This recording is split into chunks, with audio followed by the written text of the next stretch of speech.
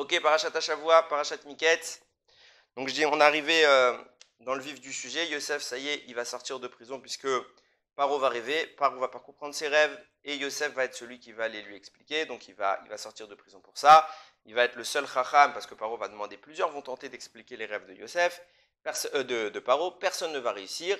Yosef est celui qui, du premier coup, intervient, comprend et explique les rêves et va dévoiler à Paro que voilà, cette année se profile, cette année d'abondance absolue pour l'Égypte, suivi par 7 années de famine si grande que les 7 années d'abondance vont être littéralement oubliées tellement la famine sera grande.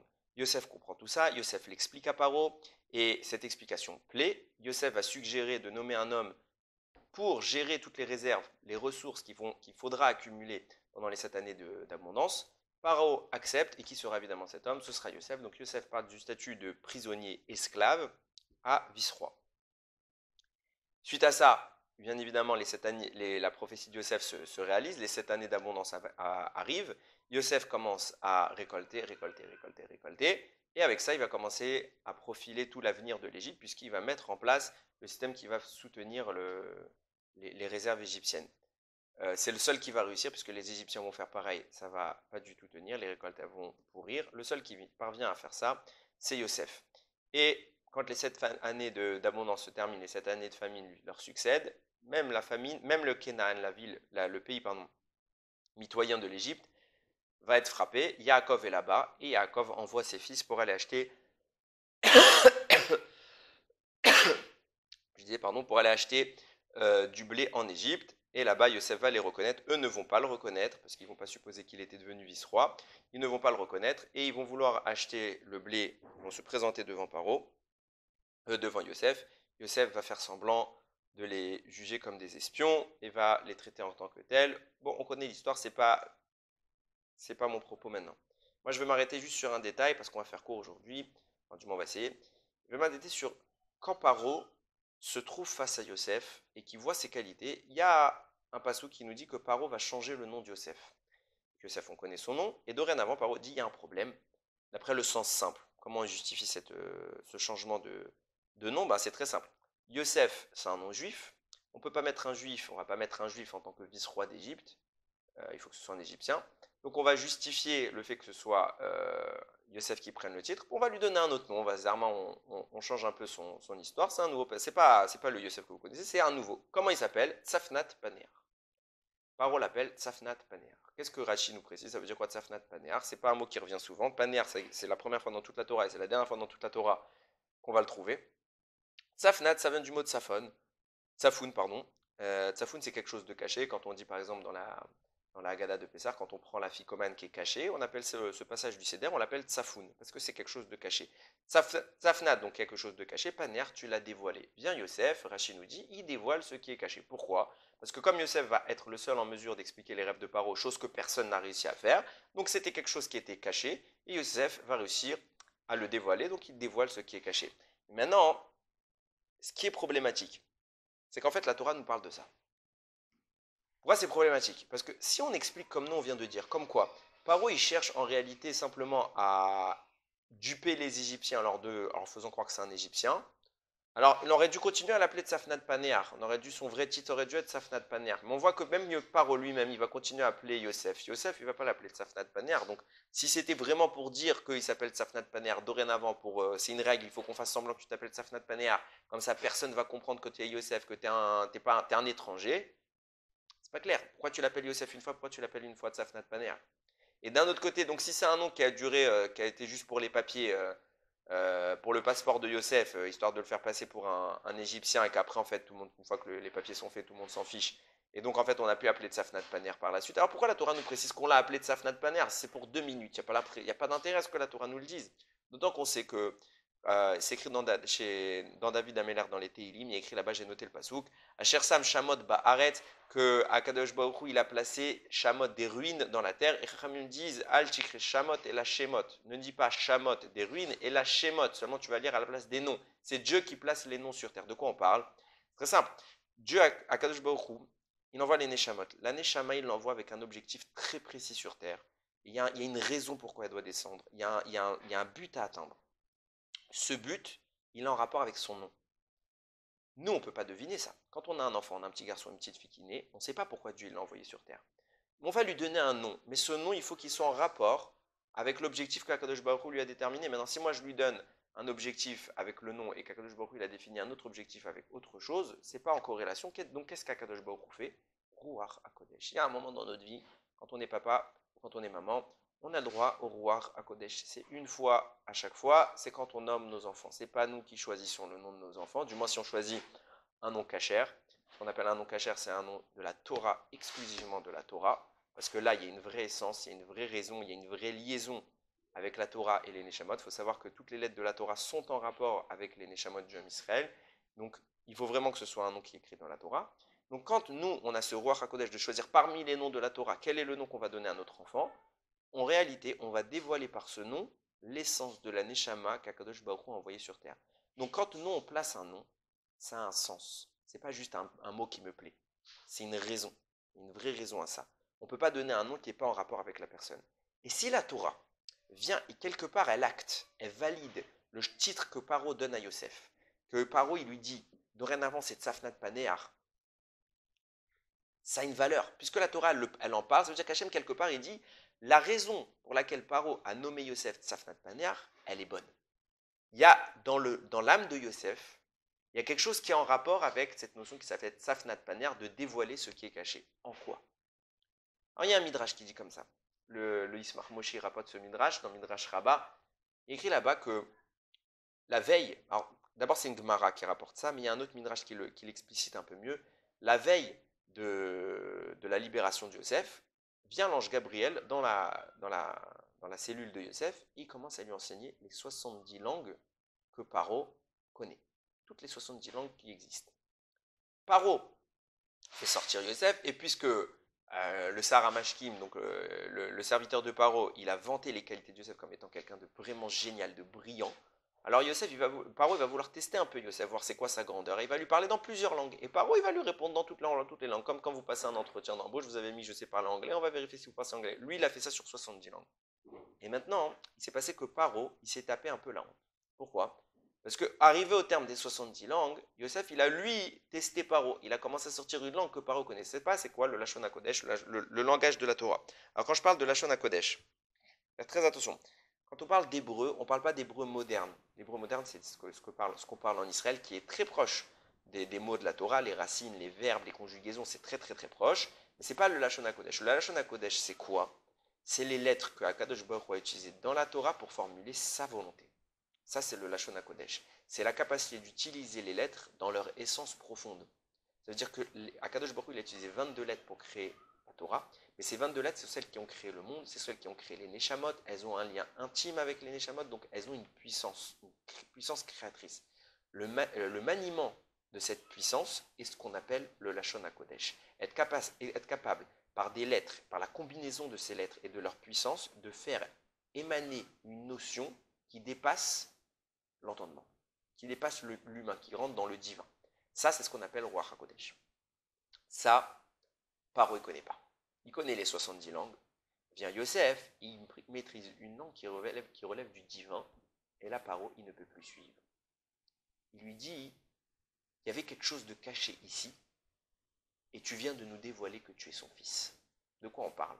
Il y avait un secret. Paro se fait passer pour Dieu, il connaît toutes les langues parce qu'il domine tout l'univers, donc lui, il peut maîtriser toutes les langues. Sauf une qu'il n'arrivait pas à maîtriser, c'était le Lashon HaKodesh. Donc vient Yosef, et quelque part il lui est supérieur, il dit, il y a un secret. C'est qu'il y a une langue, moi, Paro, que je ne peux pas maîtriser, que toi tu maîtrises. Donc c'est un secret. Et là, tu es en train de la maîtriser, et en public, il faut absolument que ça reste secret. Mais tu as dévoilé que tu étais le fils de cette langue. Ça veut dire quoi que tu es le fils de cette langue? Je répète. Le Lashon HaKodesh n'a rien à voir avec un langage normal. Ce n'est pas la capacité de parler ou d'émettre une simple volonté dans une langue quelconque. Ça, toutes les langues le font. Ça, Paro sait le faire et dans toutes les langues. Le Lashon HaKodesh, c'est la capacité de parler, entre guillemets, comme Dieu. La capacité de manier les secrets de la Torah avec les lettres de la Torah, avec les énergies qu'elle représente et d'en faire ce qu'on veut. Pour faire ça, il faut être divin, il faut être saint, il faut être kadosh. Il faut rentrer en harmonie absolue avec ce que signifie Akadosh Baruch Hu. Quand Paro voit Yosef parler cette langue, il lui dit « apprends-la moi ». Ok, Yosef vient et il dit, viens, je vais t'apprendre. Il n'arrive pas. Pourquoi? Parce que si Paro, certes, il est très intelligent, il est brillant dans le mal, il peut être aussi brillant qu'il veut, il ne peut rien tenter dans le bien. Pourquoi? Parce que c'est aux antipodes. Paro, s'il veut entrer dans la Gdoucha, Yosef lui prouve, c'est pas compatible, parce que tu représentes l'antithèse de la Gdoucha. Tu es incompatible avec la Gdoucha. Il se passe que quoi? Yosef dévoile un secret, une nouveauté que Paro ne pouvait même pas envisager, un langage de Dieu. Il vient lui dire, Paro lui dit, il y avait un secret dans le monde, en fait, c'est que je ne suis pas Dieu, mais je me fais passer pour Dieu. Alors s'il te plaît, cache ça, ça va être le deal entre Paro et Yosef, cache l'origine de cette langue, cache la divinité de cette langue, elle est beaucoup trop haute pour moi, et si ça se sait, je ne serai plus considéré comme Dieu, je ne serai plus Paro. Donc ils vont faire un deal. Et quelque part, le Lachon HaKodesh est ce qui va être libérateur pour Yosef, parce que d'un coup, Yosef passe du statut d'esclave à statut de vice-roi. Et vous allez voir que c'est beaucoup plus subtil que ça. Il y a un pasouk, quand on arrivera à Shemot, il écrit que, enfin, c'est un Zohar qui explique comme ça, qu'ils nous ont opprimés, Vodakasha, avec, donc quand on a sombré dans l'exil égyptien, on a été opprimés avec un travail dur, Bechomer, ou Vilvenim, donc avec les briques, avec le bitume, tous ces trucs-là, ils nous ont vraiment torturés. Vient le Zohar, il dit, ça c'est la lecture simple. Mais quand on te dit Vodakasha, on parle on parle de l'étude de la Torah. De quoi il s'agit ici? Le Zohar explique qu'avec les fautes de toutes les générations qui ont eu lieu au fil de l'histoire, donc depuis Adam qui a fauté, jusqu'au le Maboul, la tour de Babel, Sedam Va'amora, les Bnei Israël qui vont faire des avérotes. On a eu beaucoup d'avérotes. La Torah a sombré en exil. Que fait Akadosh Baruch Hu? Il nous envoie, nous, en exil pour aller récupérer la Torah. Donc comment? Il y a plusieurs méthodes pour étudier la Torah, il y a des techniques, il y a des attitudes quand on étudie la Torah. Par exemple, on va faire des comparaisons, des analogies, etc. Ce qu'on appelle le Kal Vachomer. Donc c'est pour ça qu'il y a écrit que Kal Vachomer, c'est quoi? C'est un raisonnement a fortiori. Si déjà dans un cas pas important, on est coupable, alors dans un cas très important, a fortiori qu'on est coupable. Ça s'appelle Kal Vachomer. Le cas facile, on étudie le cas compliqué. Donc nous dit le Zohar, quand tu vois Chomer, qu'on a travaillé Chomer dans l'esclavage égyptien, en fait, qu'on a travaillé, c'est le Kal Vachomer. C'est l'énergie qui va nous permettre de raisonner dans la Gemara qui s'appelle Kal Vachomer. Ou Vilvenim. Vilvenim, c'est les briques. Il dit non, ne lis pas Vilvenim. La racine de ce mot, c'est Liboun, la vanne. Liboun à halacha, on va éclaircir la halacha. C'est la capacité de trancher la halacha, etc. Et toutes les formes d'étude de la Torah. Le Zohar, Rabbi Shimon vient nous dire, on est allé les libérer en descendant en Égypte. Mais ce que je ne comprends pas, ça veut dire quoi qu'elles étaient en exil? Comment les forces de Torah sont en exil? Ça veut dire quoi que la Torah elle est en exil? Ce texte il est très connu du Zohar. Bon, on comprend, ça veut dire quoi que la Torah elle est en exil? Quoi? Il y a eu des forces du mal, ils ont saisi la Torah d'Akadosh Baruch Hu, ils ont dit, bah ça y est, on te la prend, ça y est, plus personne l'aura. La Torah, c'est l'origine, tu ne peux pas la saisir. Elle est au-dessus des forces du mal. Elle transcende tout ça, c'est la volonté d'Akadosh Baruch Hu, tu ne peux pas la saisir. Ça veut dire quoi qu'elle était en exil? Ben justement, on va comprendre. Le Yismach Moshe, il explique comme ça. On a vu d'une part que Yosef, grâce au Lashon HaKodesh, il a prouvé sa supériorité à Paro. Lashon HaKodesh va être ce qui va montrer à Paro qu'il est Kadosh. Pourquoi? Il va lui dire, il y avait quelque chose de caché. C'est le Lashon HaKodesh. Personne ne connaissait ici le Lashon HaKodesh. Et toi, tu es venu nous dévoiler, c'est pour ça que tu t'appelles Safnat Paner, tu es celui qui dévoile. Tu es venu nous dévoiler que tu étais son fils. Comment ça, tu es son fils? Tu es le fils du Lashon HaKodesh. Qu'est-ce que ça veut dire que tu es le fils du Lashon HaKodesh? Réponse. Il y avait une embrouille. Yosef, il est en prison. Pourquoi? Parce que Parachat de la semaine dernière, la femme de Potiphar, elle est raide dingue de Yosef, elle veut se marier avec lui, elle veut s'unir avec lui, et Yosef refuse. Tellement Yosef va refuser, qu'à la fin il va s'enfuir, et elle va prétendre que c'est lui qui a voulu avoir des rapports interdits avec elle et qui a voulu faire une avéraque, c'est elle qui a refusé. Donc qu'est-ce que va faire Potiphar? Il va entendre l'histoire de sa femme, il va dire, ah en fait mon serviteur que je prenais comme quelqu'un de bien, de noble, etc., en fait c'est un rachat, hein. Il voulait se marier avec ma femme, il voulait s'unir avec ma femme, alors qu'est-ce qu'il a fait? Il l'a mis en prison, mais Yosef va dire, mais moi j'ai rien fait, pourquoi tout le monde m'accuse? On la croit elle, on ne me croit pas moi. Normal, toi tu es l'esclave, elle c'est la maîtresse, donc c'est normal, c'est elle qu'on la croit. Mais nous on sait très bien que Yosef n'a rien fait, Yosef il sait très bien qu'il a rien fait, donc quelque part il va en prison, mais c'est injuste, il n'a rien fait. Tout le monde le croit ça. Et quand Paro il vient, il libère Yosef, il dit, mais attendez, mais vous m'appelez ce type, mais c'est un prisonnier, qu'est-ce qu'il a fait de mal? Mais il a voulu violer la femme de son maître. Tu peux nommer un homme comme ça, vice-roi, limite un violeur qui n'a pas pu violer, mais c'est d'après sur les papiers, c'est un violeur. et tu veux le mettre vice-roi, qui va accepter un truc pareil en Égypte? Personne. Vient Paro, il voit que Yosef, il parle le Lachon HaKodesh. Il dit le Lachon HaKodesh, apprends-le-moi. Yosef, il essaye de lui apprendre. Il arrive, il voit qu'il arrive pas. Paro lui dit, mais je comprends pas, pourquoi moi j'y arrive pas, toi tu y arrives, je suis pas plus bête qu'un autre, pourquoi tu arrives à apprendre cette langue et moi j'arrive pas? Et Yosef, il lui explique, pour comprendre le Lachon HaKodesh, il faut être soi-même Kadosh, et toi t'es pas Kadosh, t'es Tamé. Toi, tu représentes la Avodazara, tu représentes tout ce qui concerne pas Kadosh Baruch Hu, tout ce que Akadosh Baruch Hu a en horreur, et tu veux apprendre le Lachon HaKodesh. Yefchar, pas possible. De la part aux voix, cet homme est Kadosh. Et s'il est Kadosh, il n'est pas envisageable, ne serait-ce qu'un instant, que Yosef, il ait voulu violer une femme. Donc Paro, quand il dit, c'est quoi l'histoire avec Yosef? Il a voulu violer la femme de Potiphar, il dit, Yosef, t'as voulu voler la femme de Potiphar? Yosef, il dit, non, c'est ma parole contre la sienne. Mais maintenant, Paro, il a une preuve, lui, intimement, il a une preuve que celui qui était quitte, c'était qui? Yosef. Qui est la menteuse? C'est la femme de Potiphar. Yosef est le tzaddik, et Paro le libère de ça. Il dit, puisque vous l'avez accusé à tort, je le libère, je suis témoin, j'atteste que Yosef est Kadosh, qu'il n'a rien fait de mal, et qu'il est tout à fait légitime de le libérer de prison. Maintenant, il y a un deuxième problème pour nommer Yosef vice-roi, c'est que Yosef était toutefois c'était un esclave, quoi qu'il en soit. Il était esclave, on ne peut rien faire. On peut pas, il y avait une règle en Égypte, un esclave ne peut pas devenir le roi. Donc, puisque Yosef est un esclave, il reste esclave. À la limite, il peut devenir conseiller de Paro, il peut devenir serviteur de Paro, mais il ne peut pas être roi comme Paro. Il ne peut pas être le vice-roi de Pharaon. Alors, il faut trouver une solution. C'est là qu'en vient un deuxième problème.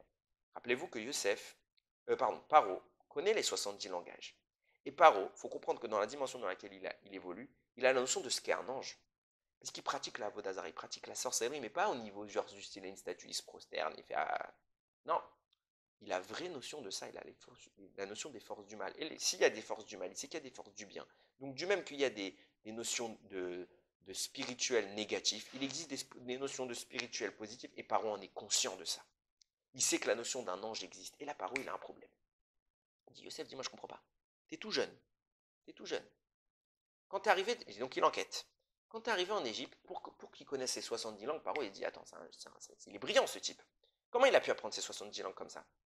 Quand t'es arrivé en Égypte, t'avais 17 ans. J'ai du mal à croire, puisque t'étais esclave. J'ai du mal à croire que tu connaissais déjà 70 langues. Après, t'es allé chez Potiphar. Potiphar, il connaît pas les 70 langues. Donc, c'est pas lui, c'est pas chez lui que t'as appris les 70 langues. Après, t'as été en prison. Encore pire, t'as pas pu apprendre là-bas les 70 langues. D'où tu connais 70 langues? Viens. Yosef, je te dis la vérité, je connais pas. Hier, avant que tu me libères, il y a un ange qui est venu me voir. Il m'a appris les 70 langues. Et voilà, d'où je connais 70 langues. Là, Paro, il a une confirmation que Yosef, c'est un homme kadosh, que c'est un miracle. Il a appris les 70 langues en un jour. Et que c'est un ange qui est venu lui dévoiler les 70 langues. Donc, il comprend qui est Yosef. Mais là, il a un autre problème. Il écrit dans ma Seret Shabbat qu'il y a une langue que les malachim ne connaissent pas. C'est laquelle? L'araméen. Les malachim ne connaissent pas l'araméen pour plein de raisons. Il y en a qui disent qu'ils la connaissent. Il y en a qui disent qu'ils la connaissent pas. Il y en a qui disent qu'ils la connaissent pas. Pourquoi? Parce que c'est une langue qui est moche. Elle n'est pas faite pour le langage. Elle n'est pas adaptée à la louange. Les anges, ils viennent pour louer Akadosh Baruch Hu. Si tu emploies une langue qui n'est pas noble, c'est pas compatible avec eux, ils ne peuvent pas parler de cette langue. Il y en a d'autres qui disent, non, en fait, ils connaissent cette langue, mais comme c'est une langue qui vient de l'hébreu et qui est une altération de l'hébreu, c'est pas la vraie originelle, c'est un langage déformé par rapport au Lachon HaKodesh. Alors, ils ne veulent pas entendre parler de cette langue parce que c'est une honte qu'une langue pareille, pour eux, elle existe. Donc, ils ne peuvent pas lui apprendre. Alors vient le Tosfot là-bas sur place, il dit, il y a un ange qui connaît le Lachon HaKodesh, l'araméen. C'est qui? C'est Gabriel. Pourquoi c'est Gabriel? Parce que c'est lui qui a appris les 70 langues à Yosef. Donc, puisqu'il les a appris les 70 Yosef, il fallait forcément qu'il connaisse l'araméen, l'ange pour lui apprendre. Donc peut-être que Gabriel connaissait l'araméen. Vient le Maharsha, il dit pas du tout. C'est pas normal que tu puisses dire ça. Il y a une solution beaucoup plus évidente. Pourquoi Yosef connaît l'araméen? Parce que c'est le descendant d'un araméen. D'où il vient Yosef? Je rappelle que Avraham était lui-même araméen. Donc il parle l'araméen. Les femmes des Havot, c'est toutes des araméennes.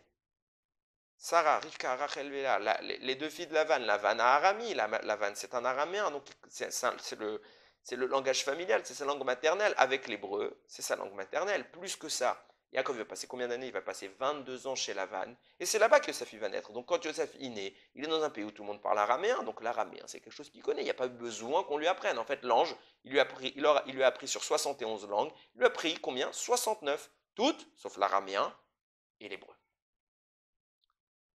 La semaine dernière, Yosef, quand il a vu les rêves des deux esclaves, les deux serviteurs de Paro, quand il a dit au maître échanson qu'il allait être libéré, il dit, bon, s'il te plaît, quand tu sors, pense à moi. Pourquoi? Parce qu'on m'a volé. De où on m'a volé? De la terre des Hébreux. Bien Yusmar, moi j'ai dit de la terre des Hébreux, tu as été volé. Tu as été volé de quelle terre? De Canaan, c'est pas encore c'est pas encore Eretz Israël, ça s'appelle pas la terre des Hébreux. Alors pourquoi tu dis la terre des Hébreux? Parce que Yosef, il veut leur dire, je ne suis pas un esclave, je n'ai rien fait de mal. On m'a vendu en esclave, alors que je suis un homme libre, c'est mes frères qui m'ont vendu. Et pourquoi il précise la terre des Hébreux? Parce qu'en réalité, tout simplement, quand il était à Canaan, il y a une malédiction qui court sur tous les habitants de Canaan. C'est quoi? C'est que ce soit des esclaves.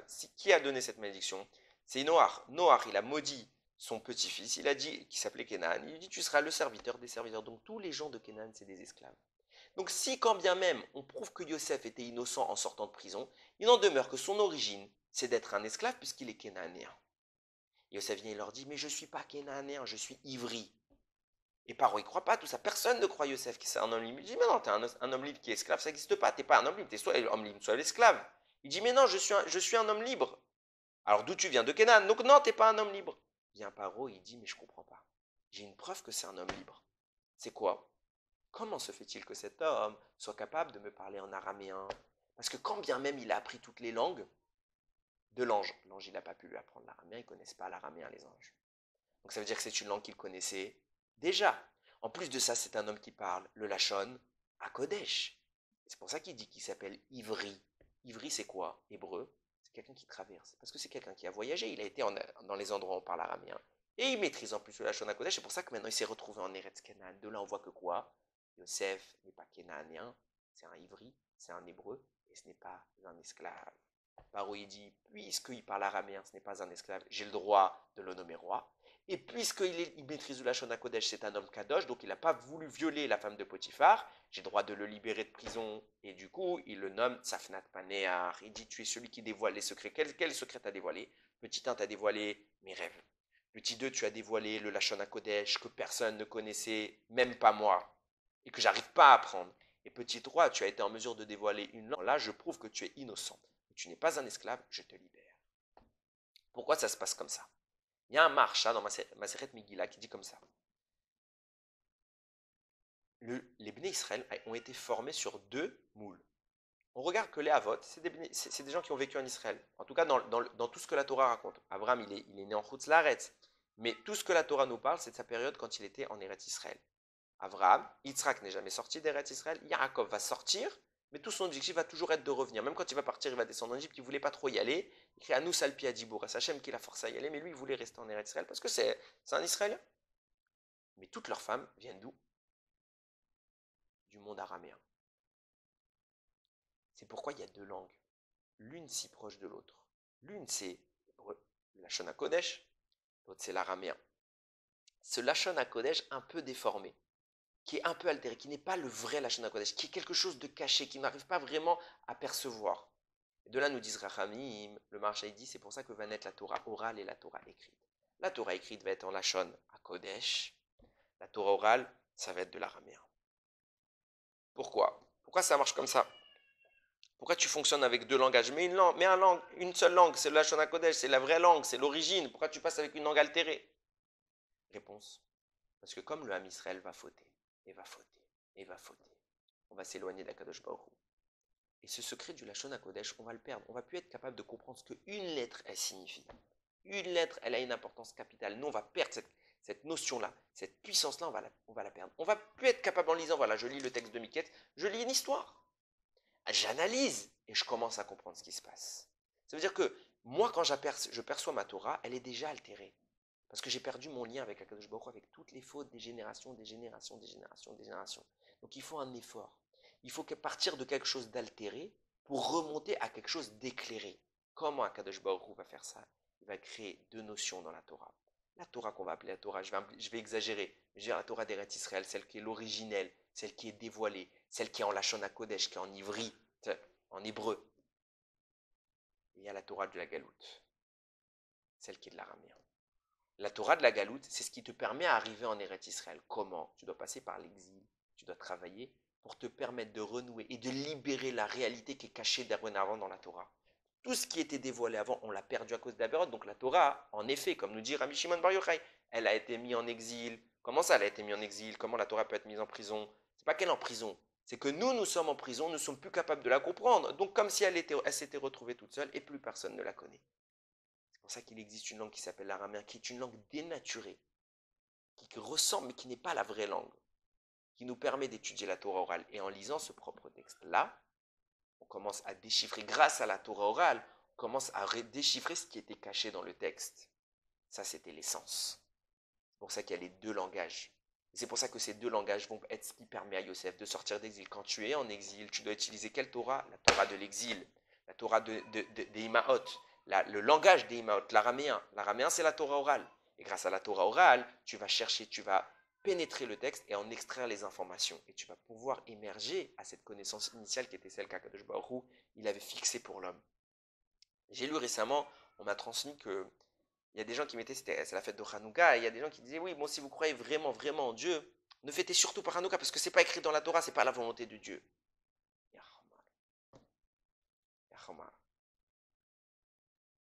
Sans Torah orale, il n'y a pas de Torah. Il n'y a pas de Torah.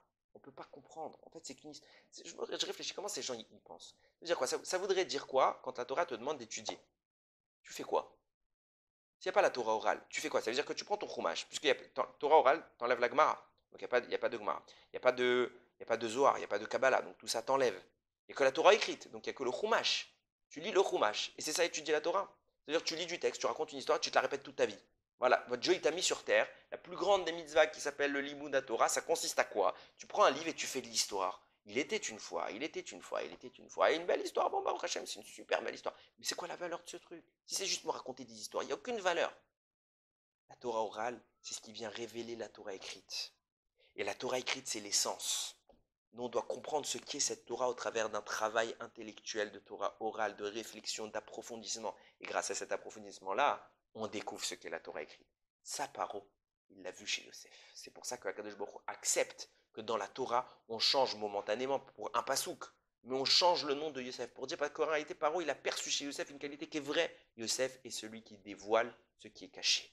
C'est pour ça que Yosef va être le premier à descendre en Égypte. Parce qu'en Égypte se cachait la Torah, toutes les forces du mal, elles étaient là-bas. Et c'est toutes les forces que la Torah, qui retenaient la Torah, elles étaient là-bas. C'est pour ça qu'il fallait que nous, on descende en Égypte pour récupérer cette Torah. Et qui va être le premier à descendre en Égypte? Yosef. Pourquoi? Parce qu'il est celui qui a la capacité, c'est le catalyseur du dévoilement de la Torah au travers de l'exil, au travers de la connaissance d'être éloigné d'Akadosh Baruch Hu. On est capable de remonter et de renouer. Yosef est descendu au plus bas de l'échelle sociale pour remonter au plus haut de l'échelle sociale. D'esclave, il est devenu le roi.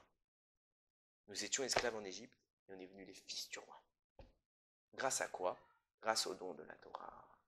Une Torah expliquée, comprise, analysée au travers de la Torah orale. Yosef était ce catalyseur-là. C'est pour ça que la Torah a accepté qu'on chante son nom.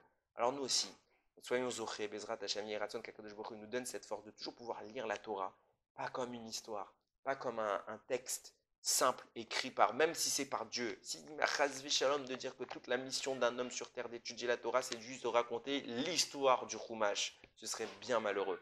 La mission de la Torah, c'est de la comprendre, de comprendre quel est son message, de comprendre ce que Akadosh Baruch Hu veut de nous derrière elle, de comprendre sa volonté. Alors il y a qu'on soit zoré de comprendre la volonté d'Akadosh Baruch Hu, et que quand on aura atteint ce stade-là, nous aussi on sort du stade d'esclave, du stade de l'exilé, et qu'on puisse tous venir dans les bras d'Akadosh Baruch Hu comme étant ses fils, comme étant les fils du roi. Baruch Adonai Leolam. Amen ve Amen.